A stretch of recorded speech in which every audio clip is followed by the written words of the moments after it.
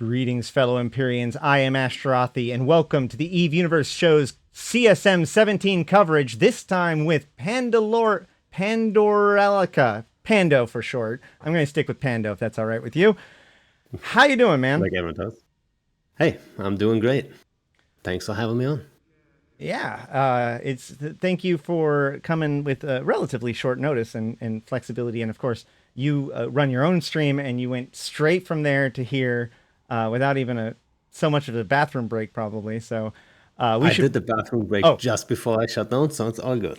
Well sorted. Prepared individual.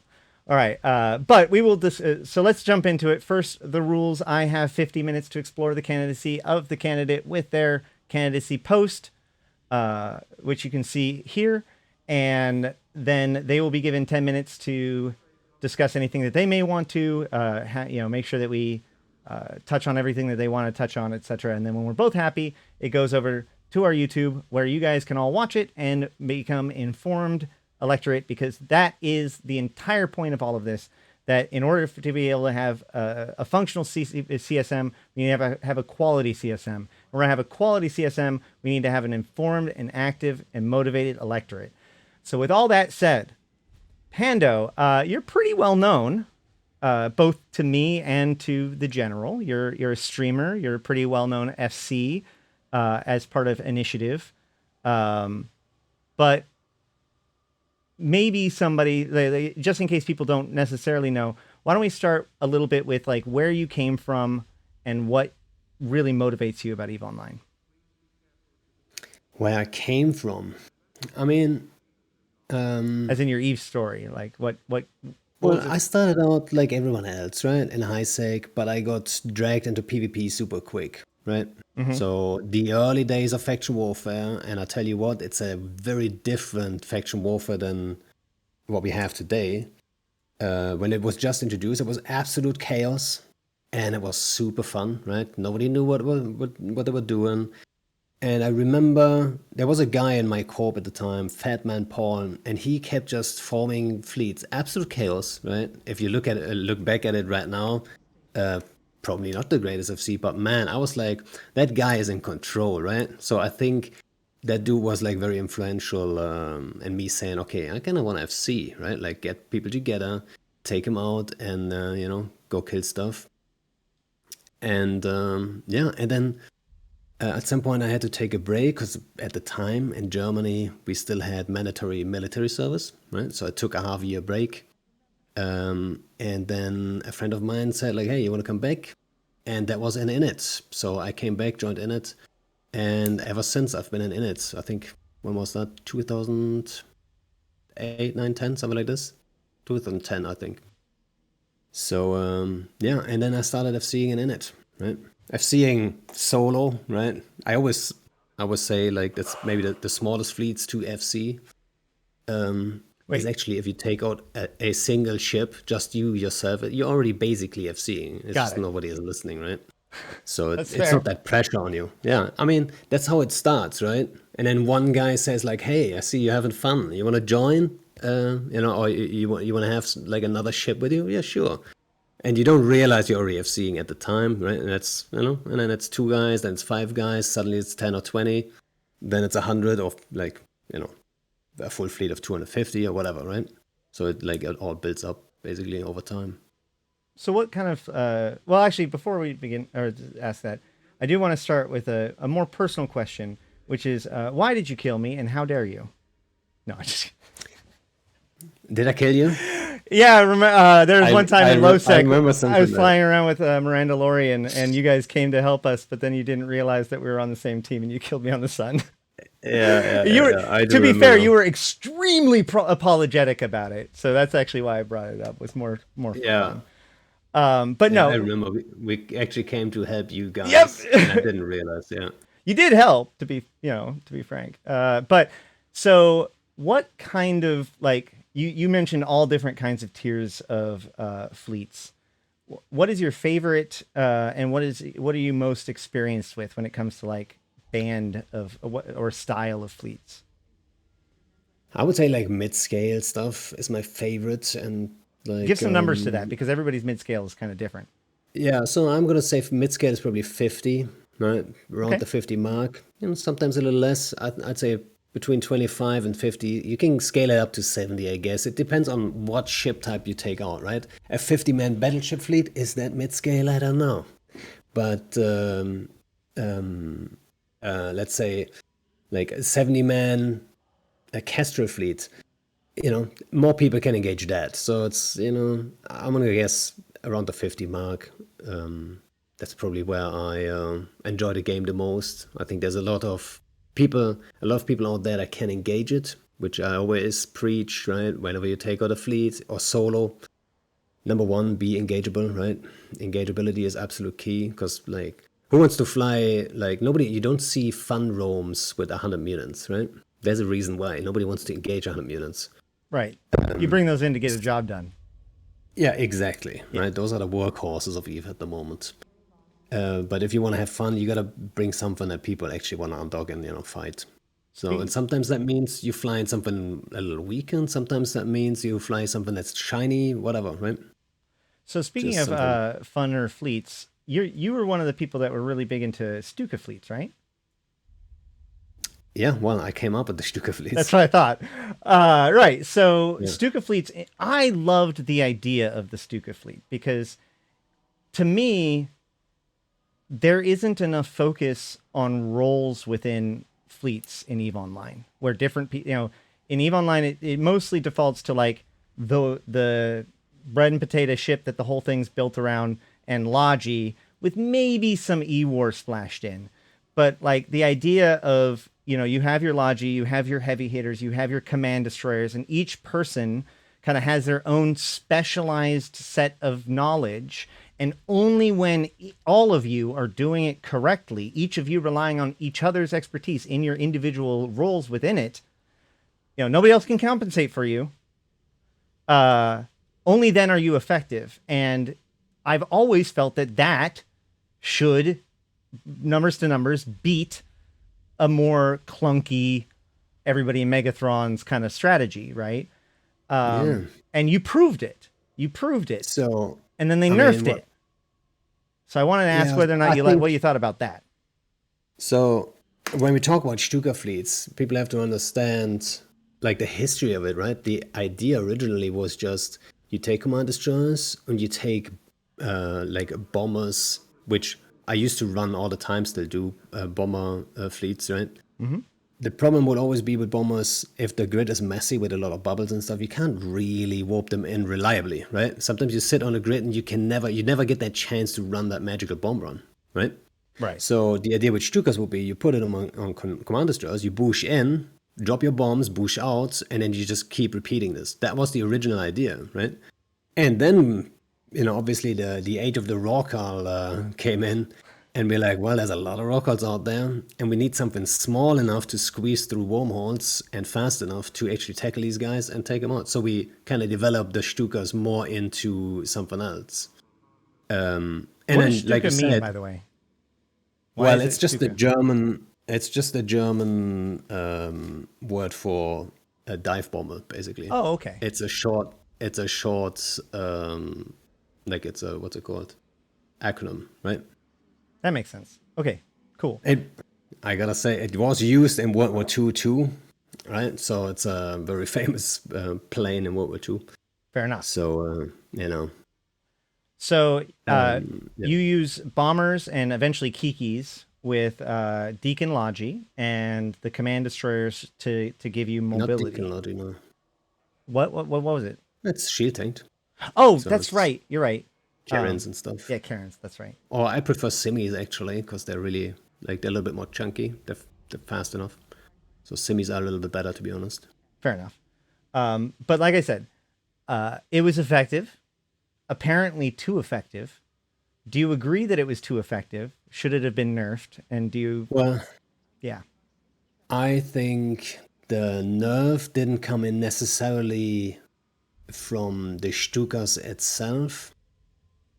If it was only Stukas, I think I don't Oh, know for Jumpy sure, right? Ravens. Is that what you're talking Yeah, about? Bush Ravens, Yeah. people were upset about that. I still believe, man, if you've ever run a Bush Raven fleet, it's stressful and it's more work than it looks like. From the outside, you see them, oh, they're bushing. That's easy peasy. Like, what if they get chemo, right? Another thing we came up with. What if there's like a bunch of smart bomb T3s suddenly decloaking, killing all your bushers, and then you're suddenly in paper tanked ravens. You know what I mean? Like, man, it's so stressful to run. Yeah, it's so stressful to run these, right? And I don't think that people appreciate exactly how accident prone command destroyer operation bushing people can be. And when it goes well, when it's executed correctly, it can do stunningly great things. And if it's executed incorrectly, it can snatch a loss from the jaws of victory. So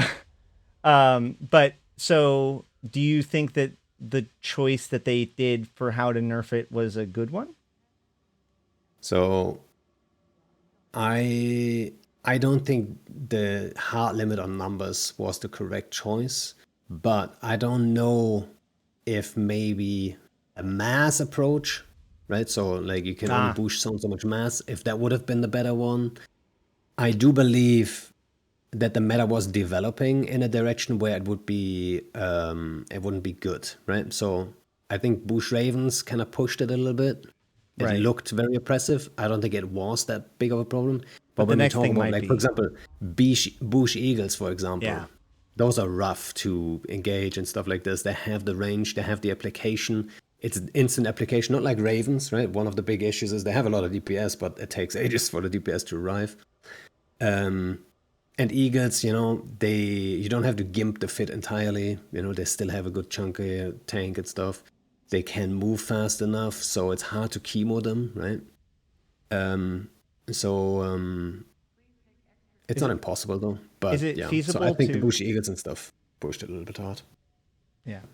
Is it easy, or is it possible to compensate, like actually dividing up your people into 20-man squads? People kept saying that from the beginning, and people have tried.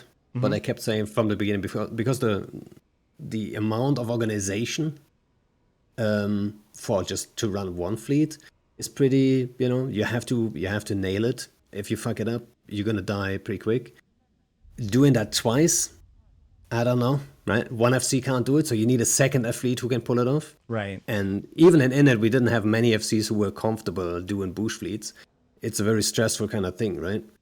So maybe you can find two FCs in the same group and you can do it with two, but if you want to scale that up even further, I don't think it's realistic. I don't think I haven't seen it either, right? So this patch is pretty old and you have not seen it, which kind of tells you it's really not that easy, right? Well, that's why I was asking you, because I knew that you would know if it was.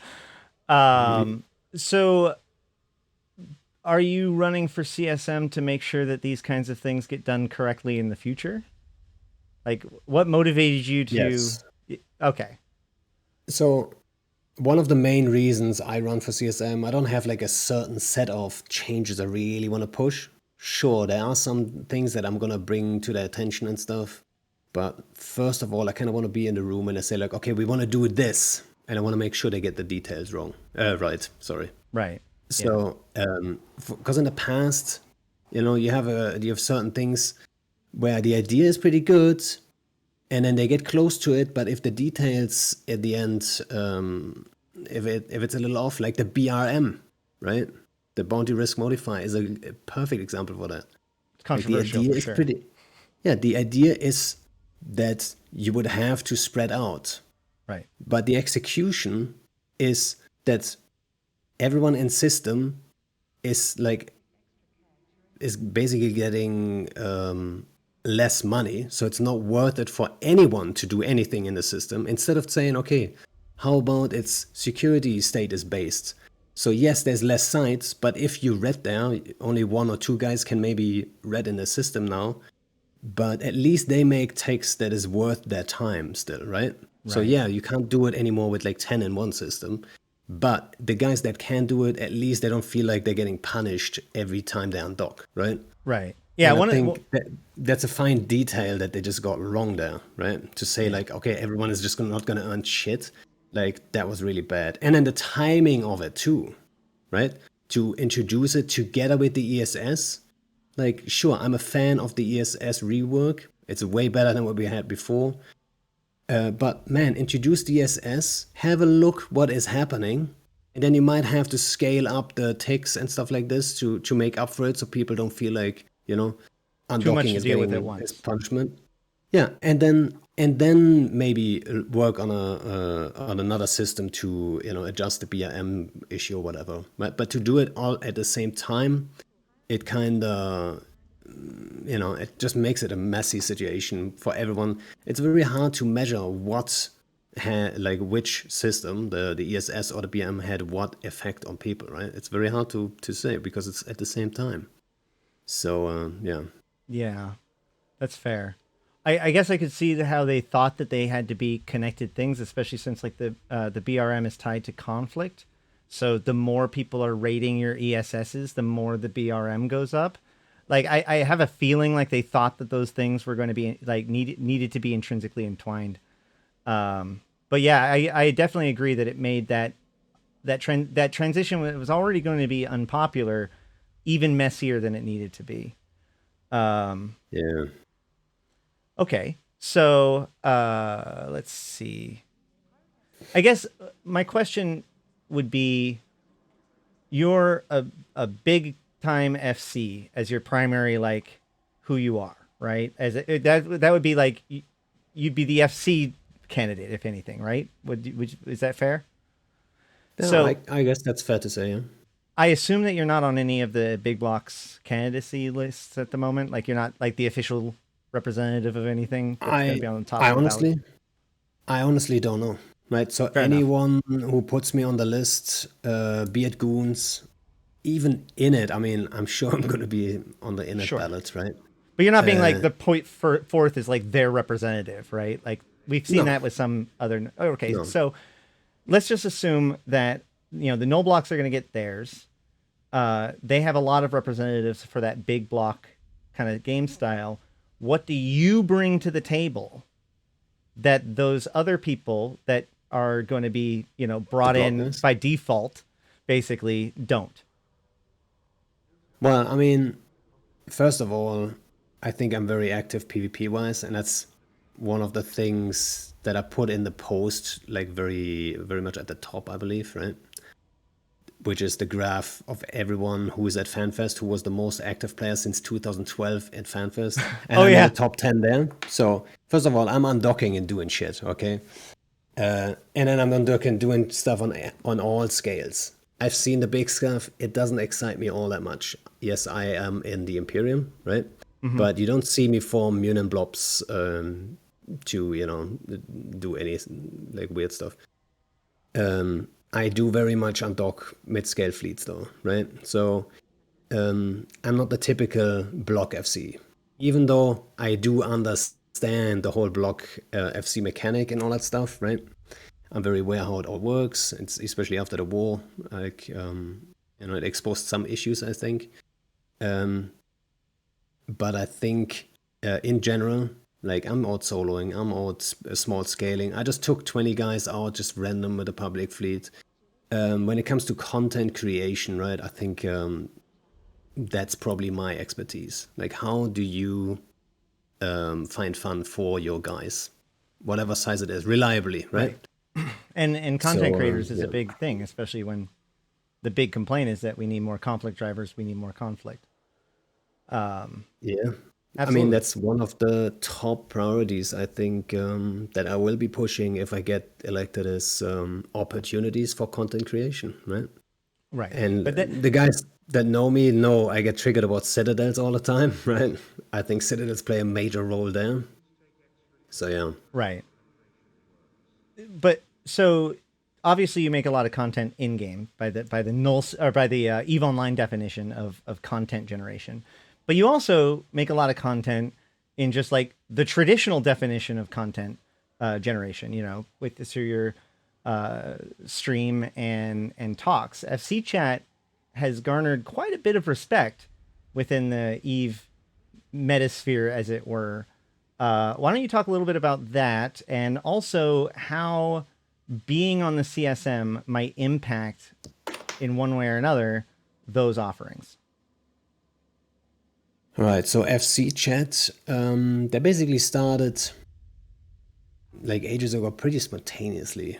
It was me and Elo talking, and it was a fun conversation. We didn't know each other well, and I was like, man, I should just do a podcast, right? People would like to like hear FCs talk FC stuff, because like I don't want to talk bad about any other podcast, but all the other podcasts seem to be like very like lay out the narrative and then more interview style. And I kind of enjoyed the whole like just easy conversation, right? Just sit down with someone like-minded and then have a conversation about wherever the conversation goes, right? And I thought like it's not always easy, right? Some conversations are not that easy to make fun, but I think 9 out of 10 times it's a pretty enjoyable thing for people to watch, and they get some insight on in a FC point of view on like all kinds of things, like what are these guys talking about or thinking about all day and stuff, right? Because it's a very different approach to the game. And what was the second part of your question? What is your plans on having, or how will being on the CSM, if you were to be elected, impact your content offerings? Your streams and shows. That is actually quite an interesting question, because I was worried for a long time. I was worried, like, man, am I gonna be still able to just like talk freely, or do I have then to like watch out and say like, can I talk about this right now? We talked about it with CCP. Like, you don't want to leak by accident, of course, right? And all that stuff. Yeah. Like, I was worried about that part. And then obviously, for those who are aware that, CCP, banned us by accident once, right? Whoopsie. Yeah. I mean, they reverted it pretty quick, but I'm telling you, it wasn't a good time.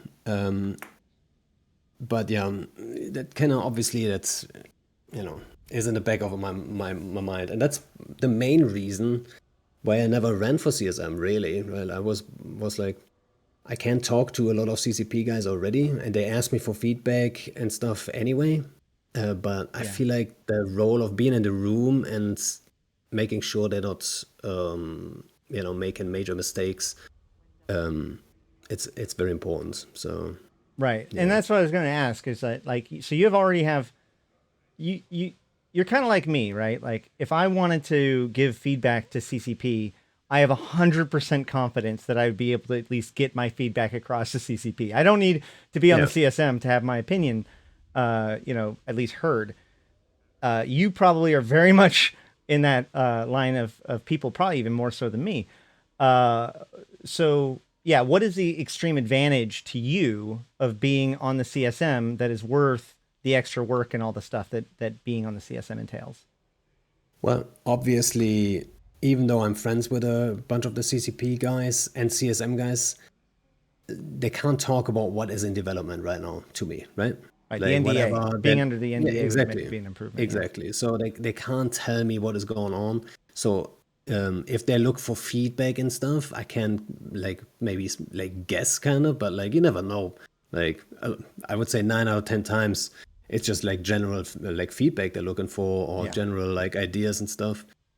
Being on the CSM would change that, right? So they then, let's say CCP Rise has a great idea about wormholes, for example. He has no idea about wormhole mechanics. He never lived there.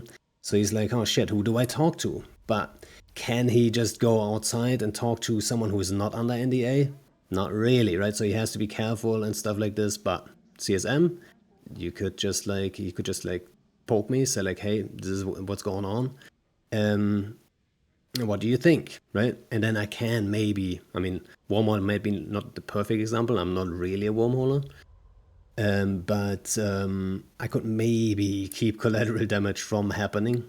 While right now, I get the patch notes like everyone else, right? So it's like, it's too late, I guess, right? Sometimes we can save it still. Like it happened before where, I don't have an example right now, but patch notes come out and that's on Sissy first, and then, like, holy shit, guys, watch out for this and this issue. And they're like, oh yeah, actually. And then sometimes they can fix it still, but and it's also true, like, you know, especially with the last few years of CSM being varying degrees of tumultuous, having somebody who comes in that already has garnered a lot of trust and respect among some of these key people will probably be good. It's like, oh, thank God, here, sign this NDA so that way you can look at all the stuff that we've been wanting to show you. That's basically what it feels like, to be honest, right? Right, yeah. Like, oh, finally we can tell you all the things. CCP Rise is voting for you. No. Well, I hope so. I mean, I don't even know if CCP can even, if they can even vote. No, I have no idea. I assume not, but but so you mentioned Citadels earlier, and Brisk, who's in chat, appeared to be not so happy about that being brought back up. No, what do you have to say about Citadels that Brisk doesn't want you to have to go into? Man, how much time did you say we have? We have about 30 minutes left. We could go a little bit longer. That might not be enough to cover the whole Citadel thing. Well, we can point people to a larger thing later, but there's like, you know. It basically, there's so many things, right? I mean, it's a long list when it comes to Citadels. First of all... Well, let's focus it then. Let's start with the latest change, right? The latest change with the medium structures and the shield timers and all that kind of stuff. Let's start there. It's the details again, right? It's the details again. I did push for less timers, right? So I'm one of the guys, they asked for feedback. Obviously, I'm outspoken about Citadels. So my point of view was less timers, and especially less timers on engineering complexes and refineries. Right. So it's like, if people build these massive structures that only the big blocks can really afford, let's say Sotios and stuff, there's no small group that just moved into nullsec that puts up Sotios and so on, right? Right. But like, it's okay to put Sotios and stuff at risk from my point of view. Now, when it comes to staging Citadels, that's a different story, right? So when they said, okay, we're going to just do all medium structures, now that includes Astra houses, which is kind of weird, especially in Warmount space, right? So this is the prime example of like the details just not being quite there, you know? It just like, it has the right intention, but it just, you know... And this is so 70%. Classic. This is so classic CCP. They're really good at ideas and really bad at sticking the landing. There's always like some like splinter that causes it to just not quite work the way you would want it to. And I think that that's a good point. So what you're suggesting is that like, while you agree that medium structures should be, you know, have the fewer timers to be less defensible, Astrahuses being the major focus of Astrahuses, that they're the defensible one, that they should have had remained having a third timer. Is that what I'm understanding? Yeah, the purpose of each Citadel type is like pretty much defined, right? Astros, Fortizar, and Keepstar, those are supposed to be staging Citadels, while the other stuff is like industry and so on, right? So to say smaller staging Citadels like Astroses should have less timers and more risk to them than medium ones, it doesn't necessarily make sense to me, right? Why would a small group that just puts up a Astra host have way more risk at, you know, getting their staging killed like super quick? It's I don't know. It's just that's just a little bit off, right? Well, especially more with foothold space versus establishment, right?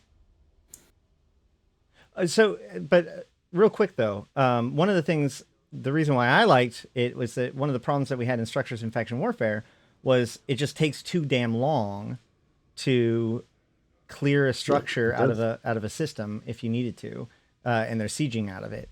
So wouldn't just allowing the Astrahus to still have their timers basically undermine that entire change from that aspect? Because you just use Astrahus. So yeah, so that's why I say 30 minutes for Citadels. That's a little tight.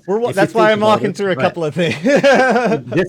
Like whenever you have to see it like I don't know, you have a car and you want to repair stuff on it, but you can only repair stuff every 5 years. So by the time you fucking repair the damn engine, something else is already broken, right? So you're always like, you repair that one thing, but the other thing falls off basically, right? You have to do it all together one time, I feel like, right? So when it comes to that specific change there, I think a major mistake they did in the introduction of Citadels is to not limit them. Like, there's no limitation. Like, why is there no limitation? Shouldn't it be a limitation saying, hey, Astros, Fortizar, Keepstar are staging citadels. Maybe every system should only have one of this type. And then if someone wants to put up one as an aggressor, right, they can, but it's only going to be online for like 10 days unless they kill the other one in system, basically, right? Oh, So you online a second one and it starts a timer for both of them, basically? No, it starts the timer for the second one. So Oh, if I see. you don't Yeah, manage no, I to get kill you. the first one in an adequate time, whatever that time might be, right? Yeah, that almost The other one feels... goes abandoned or whatever, right? But you have a way of like using it offensively too, right?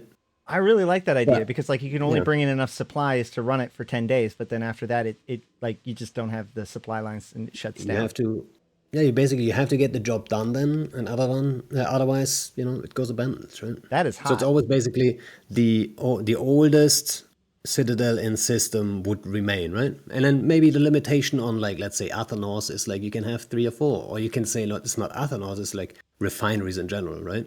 Well, But maybe you Athenor, can the only problem is that have how so many many large are structures. you going to limit how many moons they can mine in a particular system? That doesn't seem... Well, I mean, I'm just saying, like, like the details you would have to talk about to make sure you get it right, right? How many refineries per system? How many like large citadels? Like, should you have a Satio and a Keepstar in the same system, or should you not? It's a question. I'm not saying you necessarily should only have one of the two, but it's a discussion to be had, right? But I'm just sure it was a mistake to not have a limitation from the beginning on citadels, right? Sure. Yeah, I mean, that's Some fair. sort of limitation. I sorry, I just thought of how angry the Supercat pilots would be if you told them that they had to jump from the Sodio to the Keepstar because they're now in two different systems. When it's done Well, better. it's way easier to, I mean, it's as quick as warping, to be honest. I mean, the risk is 0 and. Yeah, but the bullshit. CCP's making us have alts. No. Okay, cool. No, I really like that idea.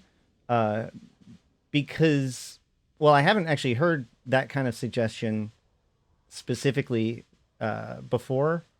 Maybe I just have missed it, but in my opinion, that shows that you looked at the problem complexly enough to kind of not give the knee-jerk reaction, but to really try to find out like what really is going wrong here, and how can we preserve the good without while limiting the bad, which is pretty cool.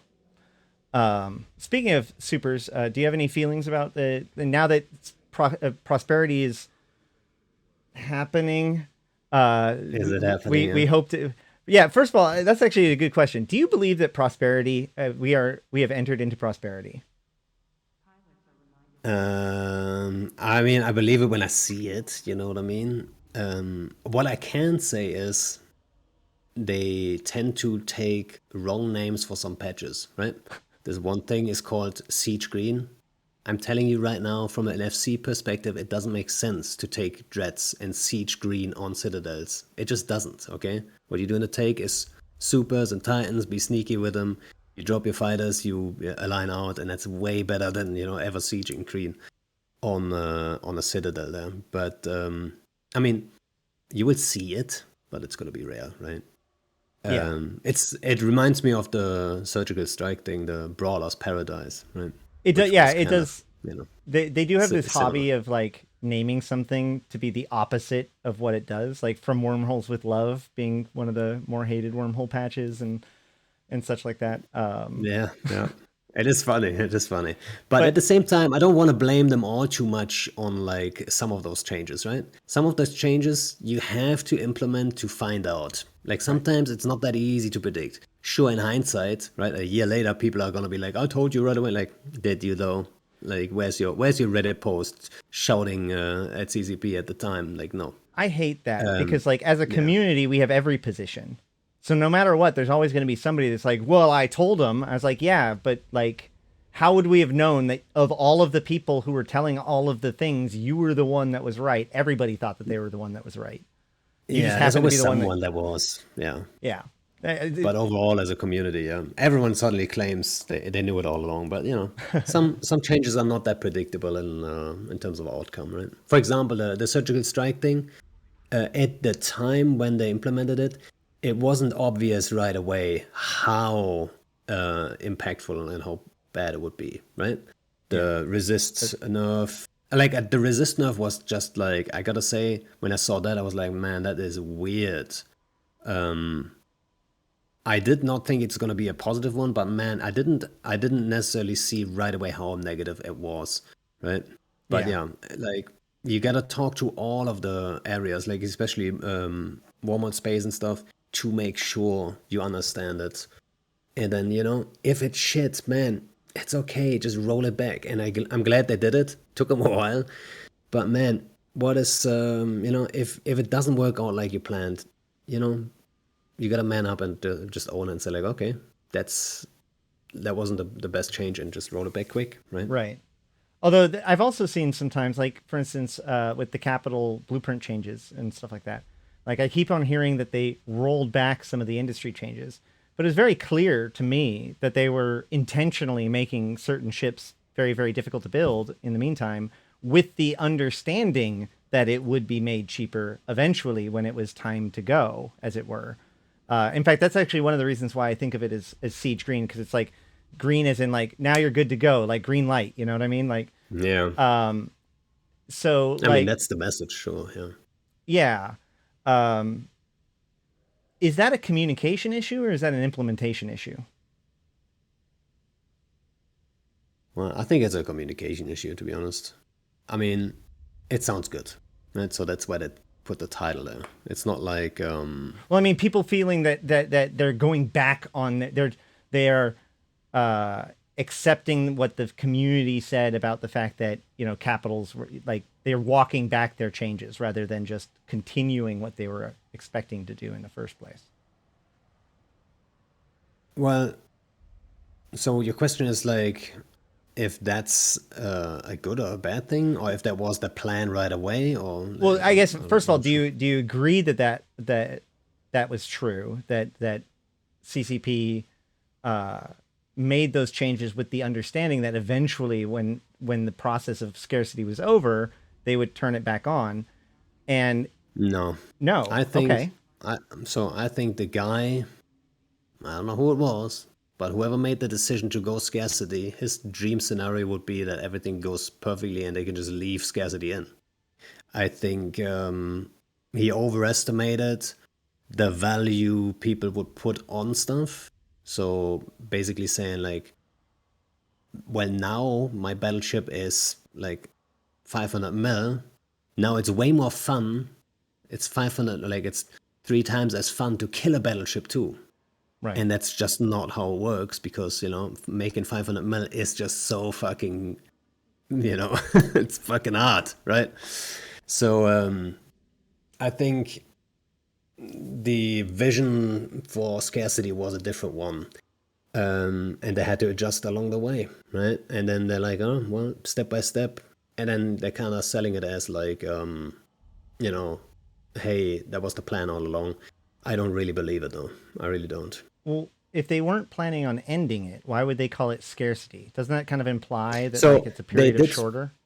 They did to a degree, obviously. They laid out a road plan at some point, right? Where they said like, oh, yeah, there's going to be the scarcity phase, and then there's going to be like some stuff like coming back and stuff. But to what degree, I think it wasn't necessarily the plan and stuff. And how fast, right? That's always the issue of like telling the community in the first place that something is temporary. Well, if the community doesn't like it, they're just going to sit out and wait. Right. That's what we saw with Blackout 2. It's just, I don't know. So that wasn't necessarily the. So if this isn't prosperity, what needs to happen? What could CCP do to make this the age of prosperity if it's not already? Well, I guess you would have to talk to the industry guys. But what I keep hearing from our industry guys and people that are just like that make certain stuff, I think it's Isogen, right? It's just missing, right? Yeah, because it's mined only in low sec, and we hit stockpile, so it spiked up really high in price a few months ago. Correct. Yeah, and then they lowered, for example, they lowered the price of the crab beacon.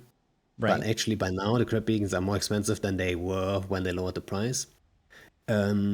Which kind of tells you, I'm not sure that, I don't think they're quite aware how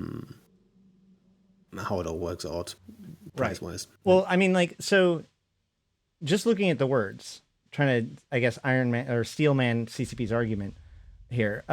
They said, scarcity. The definition of the word scarcity means like not having things available, right? There's not enough to go around.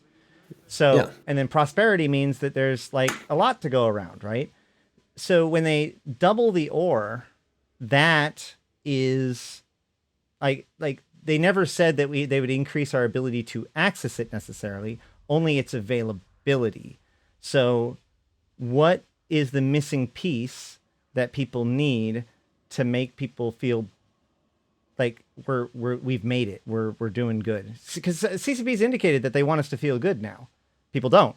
So what needs to happen to make people feel good?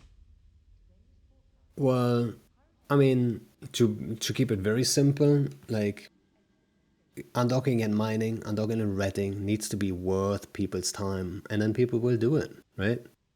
Um, so sure, if like there's more ore available, but it is a fucking pain in the ass to mine it anyway. Like, is it scarcity or is it prosperity then? I don't know, right?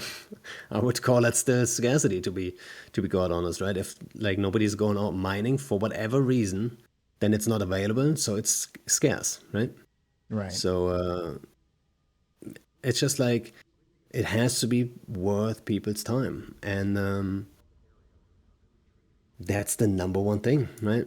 Yeah. And I'm not the like I said, I'm not the industry guy, so I think that's a mistake some CSMs have done in the past, which I hope I will not, is speak too much about topics they don't know necessarily as much as other people in the room about, right? Excellent. Yeah, So that's a good point. So I sometimes you need to know when to shut up too, right? that's fair. So let's So yeah, transition back into your wheelhouse a little bit. So one of the things that happened during scarcity was the removal of the rocks from belts, then the eventual removal of the belts, which led to no officer rats, which led to get rats and gate gates. rats. Ugh, On the one yeah, hand, saying that you hate it is probably like the equivalent of the Lisa meme, or the Marge meme or whatever when running for candidate. Like of course that's what you're going to say to make everybody love it because that's everybody's position. But on the other hand, we are transitioning more towards this idea of a living universe, and I don't mind the idea, and some other people don't mind the idea that the pirates are out there dealing with their space, that they don't necessarily conform to your exact tiny little thing that you'd want them to be. And that ultimately, while it is an inconvenience, helps make the universe feel more alive in total. How do you feel about that? And how do you feel about the living universe and the ARC system that CCP is transitioning to in general? so first of all, when we're talking about the gate rats, right, the rats on the gate, sure, it might just feel for some people a little bit more alive, but in general, right, to just keep it simple again, I think the second NPCs interfere with PvP, I'm not a fan, right? And it happens so many times that you sit on a gate with a ship that isn't super tanky, something nimble, something quick. You sit Right. on the gate and you have to wait for the right timing, but then the gate rats are there, and it's a ton of them, right? Like, it's not like you get just super unlucky. Like now, it's like a chance of like let's say 70% that there's gate rats there, right? And then gate rats push you off the gate, and then what happens? Suddenly, the chance of actually PvP happening goes down, right? Because I have to warp off. I can't sit there and wait for the dude or whatever, right? And I think if NPCs take any PvP activity out of the game, that's not a good that's not a good thing, right? Especially since nobody does anything with gate rats anyway. Nobody interacts with them other than, oh man, these guys are annoying. We're sitting on this gate waiting, so Well, let's kill them anyway. there are people But that officer farm on them for sure, but Yeah, I type of mean, shit. that's a very small minority, That's true. sure. But is it like the question would then be, is it worth the PvP we're losing as a result, right? Right. And my argument would be no, right? Some people might just argue yes, but my That take would be no. that is a good point. Like when outsiders think about it, I guess you should say, we think about things as like in the terms of moving around, right? Like I'm an explorer, so the only time I'm touching a gate, I'm trying to get away from there as fast as possible. But you're right, because you're going to want to stack up on a gate, and if there's gate rats there, then that becomes a huge issue, and it feels like you have no counterplay for it. So that's a solid argument for there. But with the idea of the living universe, though, like what if they double down on it, and therefore the rats were more like based on like relationship or behavior, like had more smarts about how they Well, operated, such that you could become friendly with the locals. yeah, I mean, sure, it would make the issue less of an issue if it was standing based. So people would have a way to say like, okay, let me fix these standings, and then I don't have to worry about it. I think that's, it's an improvement. Would it be the perfect version of what I would like it to be? Probably not, but it would be better than what it is right now, right? Right. So, Yeah. yeah. I mean, totally. So let's agree that taking out gate rats is probably, or at least finding a better solution than this very kind of impromptu change that happened would be the best way to go about this. Like it was originally intended to be a stopgap maneuver. That means they need to finish it and just introduce Officer Rat some other way without causing this weird unintended consequence on all roaming in everywhere in Eve, pretty much. But what about like just during the Drifter attacks, right? There was this cry of non-consensual PVE, where obviously we see from the other side, the cries of non-consensual PvP. How do you feel about NPCs being involved in the form of like being able to attack, being able, having things happen? Like even Sodios is like a step in that direction. How do you feel about non-consensual PvE? I'm not a fan. I'm really not a fan. Like I said, if NPCs interfere with PvP, it's not good. And if it's non-consensual PvE, that means you're taking the time away from someone doing whatever he wanted to do, or he or she wanted to do otherwise, right? Well, It wouldn't might you be also argue PvP, that it might be something else. non-consensual PvP takes their focus away from something that they want to focus on? Sorry, you're breaking up. Wouldn't you argue that non-consensual PvP makes them have to engage with or focus on things that they don't necessarily want to focus on? Well, I mean, it depends on where the non-consensual PvP is happening. If it's in null security space, there's no non-consensual PvP in null security space, in my opinion, That's right? true. I There's think null most of the time they security, think about so like high sec ganking and there's stuff. consent. Yeah, so high sec ganking, I'm not a fan of high sec ganking, right? If like new guys join the game and they don't understand the mechanics and they just get like blown up and they don't even understand what was happening, right? I think if you compare that with like any kind of game, let's say chess, if we play chess but you never get to know the rules, like that doesn't feel good, right? If you then lose a game to anyone, like you don't get to know the rules. Like no, let them know the rules and then give them the opportunity or like expose them to non-consensual PvP, right? Or Right. PvP in general. So if I So hear yeah. what you're saying, if I could sum up, I guess your position is more that Eve is a sandbox and that's good, but people should be able to decide what parts of that they're participating in, and not have to deal with the parts of it that they don't want to deal with. Is that fair? Yeah, yeah. All right. I think that's very fair. Yeah. You have 10 minutes. I have 10 minutes to just Is there ramble anything, on about more about citadels or whatever you want to make sure to like, if there's anything that we haven't covered or anything that you want to talk about? No, I think we covered a fair bit. I think one point maybe that we could have like talked about a little bit more is like you can have the best ideas in the world, right? We've seen it all, like all these CSM campaigns with like a long list of like, I'm pushing for this and this and this and this. It's all fine and good, right? It might just be very popular ideas and stuff, but at the same time, I don't think that's realistic as a CSM to go in there with a set of ideas and think you're a game designer. And at the same time, on top of that, they like CCP needs to listen to you in the first place, right? So even if you have the best ideas ever, they will have to listen to you first. And I think the reality is every CCP dev still has the choice how much they talk to you or not talk to you, right? And and that requires a little bit of trust and a little bit of not just a little bit of trust. It's a lot of trust, basically, right? And that trust comes from experience, competence, and basic, like, I think, good human interactions. You know what I mean? Being able to talk to people, not being super toxic, right? We had CSM candidates in the past that are just like, that have maybe the right ideas, right? But they're so negative, so aggressive about it, that I think the chance that any CCP dev with an idea would come to this guy first, saying like, hey, what do you think? Slim, all right? Slim to none, right? So usually candidates like that will probably just get like,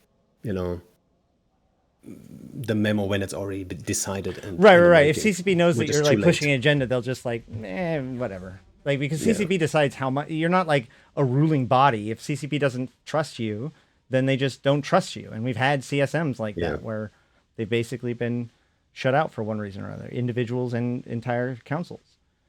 And there's historically been sometimes good reason to. So it's important to make sure that the people in the CSM are really dedicated to it, and to be totally honest, have something to lose. And I think that that is a good reason why, like, I mean, it isn't worth it to you to become a CSM member for anything besides like the proper reasons, right? If it's not worth gaining some sort of advantage or anything like that, because you quite frankly don't need it, and more importantly, the risk of it damaging what you've built is just too high. So I think that's really good. That kind of counts for most people though that run for CSM or that get elected, I should say. I think the chances at this point, I mean, back in the day in 2005, 6, 7, 8, whatever, right? Sure, there was some fishy dudes that got elected, but in general, if you get elected now into the CSM, man, I think the chances are very slim that anyone on the CSM would go and like try to profit ISK-wise or any of that stuff. Like who care? I don't even care one bit about ISK, and I think most people that are on the CSM, they have been playing for so long. That stuff, like, who cares actually, right? So I think that's very unrealistic. If people are like paranoid about that, like, I think that's right, unnecessary. And then so obviously you are well respected within your circles. I don't need to convince anybody necessarily that's within like your main wheelhouse why they should vote for you. You have all of the accreditations, you have history, and you have an entire stream that people could watch to see whether or not they like your thoughts and views on things. Let's talk to the high seckers and the other people that are on the outside of that. What would you say to them? What can you bring to the table? Why might they want to vote for you, like a mission runner or a high sec industrialist? Is there any good reason why one of them would find you? The thing is, you heard me ramble on a tiny portion of what I call my Citadel rant, right? Yeah. And people always get the idea, the number one issue that Pandor sees in the game is Citadels. That is not quite correct, actually, right? I think Citadels are just the number one issue that is like realistically like fixable in a fairly short amount of time, right? We're not that far off with it. Mm-hmm. What I think is the number one issue in the game is actually the PvE experience, right? And it starts in high sec.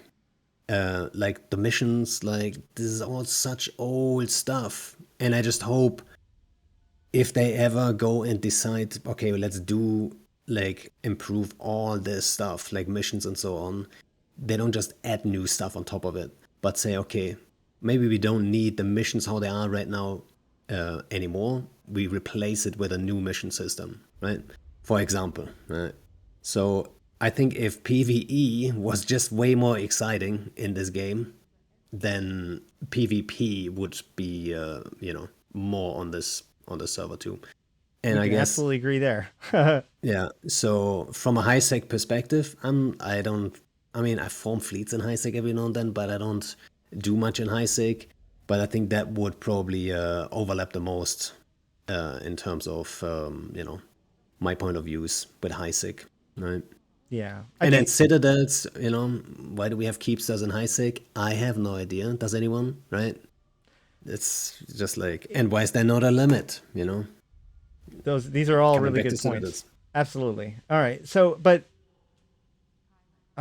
shoot, I thought I had somewhere else to go with that, but that does sound like, oh, what would you say to, because the problem is that we actually have a large population of this game that just runs missions and wants it to be that way and wants the missions to remain the way they are, that there's a place in the game for people to become increasingly efficient or just do really, really well a known thing. How would you address that problem? Well, I mean, first of all, I would probably have a look at like how many people are we talking about, and how many people would then be happy with like a rework of missions. So the rework might just be very similar, and they would be fine with it. But like a small percentage would probably say like, nah, if you don't keep my whatever his favorite mission is, level 4 blockade in high sec, if you don't keep it exactly the same, I'm gonna quit. Yeah, there is always that risk. But like I said earlier, it's all about the details, really, right? Is it a completely different thing? Or is it gonna be the old mission system reworked that's very similar, right? So Right. obviously a similar version would have less of that risk of that happening, right? Yeah. And it does sound like they're doing, or at least preparing to do just that, right? Like they're next going to be working on the career agents, but one of the reasons why they said they're doing the career agents next is to kind of test their ability to replace older content with their newer systems. So that's definitely something that they're working on. It's one of the reasons why I wanted to bring up this question, because obviously these are all the things that the CSM is going to have to deal with this year. Yeah, the ARC stuff actually skipped over that, I guess. Oh, yeah. Go. I mean, I don't have too much of a take on it because I haven't seen it, right? Nobody has. So it sounds interesting. What I would always, as a CSM guy, a question you could ask is always how much dev power is behind it, right? Is it one guy who's very dedicated, who's doing it, right? Or is it like, do you have like 7 teams working on arcs right now? Like, how much of your manpower is dedicated to this stuff? Right. It is an important question when it comes to game development, right? You gotta look at it and say like, is it worth the squeeze? There's too much to do, and it's a zero-sum game. Absolutely. It does sound interesting. It could be really fun. But yeah, should it be the entire focus of CCP? Probably not, right? Right. So it very much sounds like it's a one team should be working on this and keep developing it, and and then see like if it's fun. It sounds like the actual like execution of the arc is being done by a relatively small amount of people. It's just other groups' efforts are also going to be put into the context of the arc. Like a good example is, the compression changes being associated with the Guardian Gala, and the capital changes associated with the hunt. So you can get, as long as you we can don't have our cake and eat it too here. Sorry. Yeah, I mean, I'm just saying, as long as you don't make game mechanic changes to fit the lore, fine. It should be the other way around though. Like you have changes in mind. All right, yeah, make sure it fits in the lore and like the whole story and stuff. Sure, why not?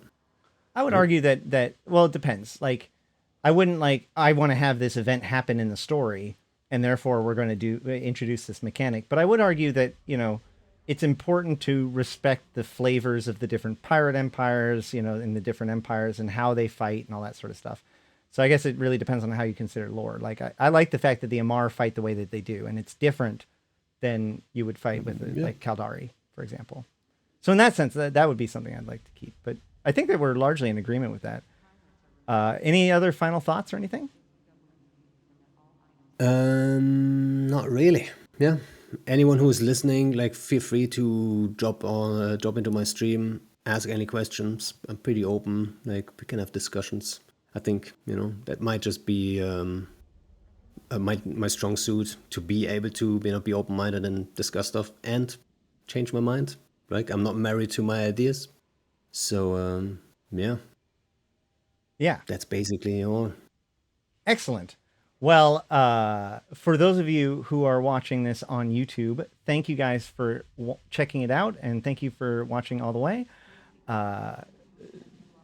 If you did,